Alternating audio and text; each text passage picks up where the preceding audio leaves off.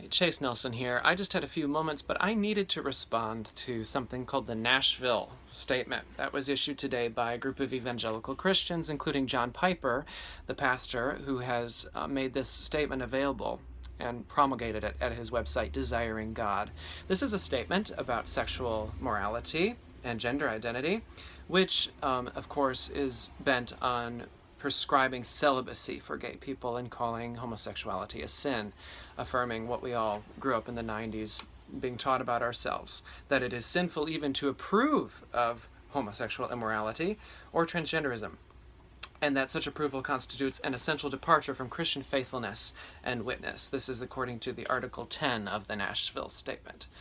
Of course, John Piper is himself the father of 4 sons and a daughter, and they have 12 grandchildren.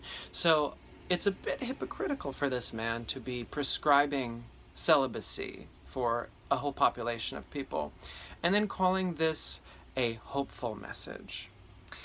This is qualitatively different from, say, maybe noticing that someone is not in a healthy place and prescribing that maybe they should remain single for a while. No, this is a lifelong message of hopelessness, that unless you change how you are hardwired to experience and feel emotionally and physically love and connection with other people, that your only moral choice in relationship is to be celibate.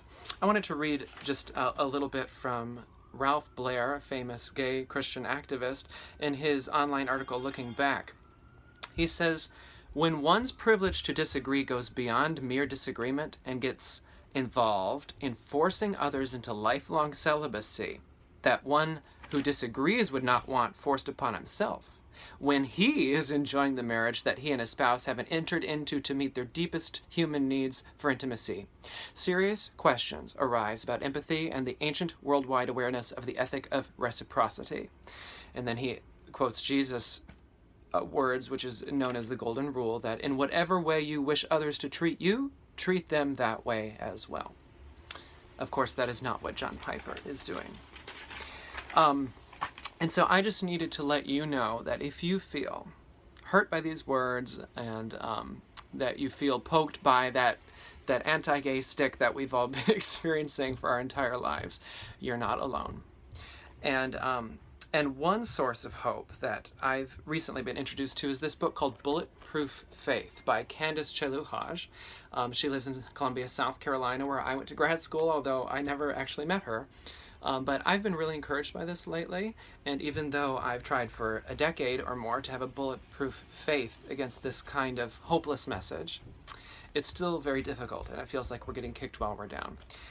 So if you needed a little bit of encouragement during this time, this is a great book, and I just hope that you feel a little less alone when you read stuff like this. So anyway, if you have any comments or ideas or responses to the words of John Piper and others that were put out today, I'd really appreciate hearing what you have to say. Until next time, thanks.